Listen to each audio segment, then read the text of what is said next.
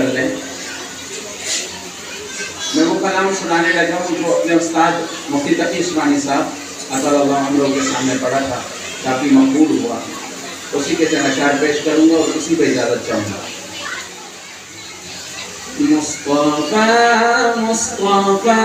منبع للصفا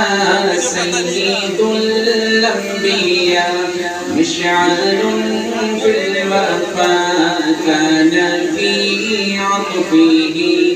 لليتامى دفاعا حن قلبي له فاض شوقا إليه ليس أرجو سوى شربة من يديه الصلاة عليه والسلام عليه للسماء ارتقى فأتى بالنقاب غدا وجهه نيرا مشرقا كان من عفوه حين حان اللقاء قال فلتذهبوا وانتم طلقاء حق دلدار کو شاہ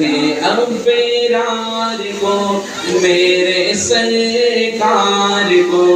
سب کے غم میں خار کو میرے سرکار کو سب کے غم خار کو السلام السلام السلام السلام السلام السلام السلام السلام السلام السلام السلام السلام. کن چیزوں پہ سلام؟ ان کے رخ سار پر زلف خمدار پر ان کی آنکھوں میں سرمے کی مقدار پر ان کے قدموں پہ اور دھیمی رفتار پر ان کے الفاظ کی پیاری مہکار پر ان کے اخلاق پر اعلیٰ کردار پر ان پہ لکھے گئے سارے اشعار پر ایسے اوصاف و عظمت کے مینار پر روز جاؤں میں قربان سرکار پر ان پہ پڑھتا رہوں میں درود و سلام السلام السلام السلام السلام السلام السلام السلام السلام. ان کے اتبار کو اعلیٰ کردار کو نرم گفتار کو تیز رفتار کو آمنہ مائی کو آپ کی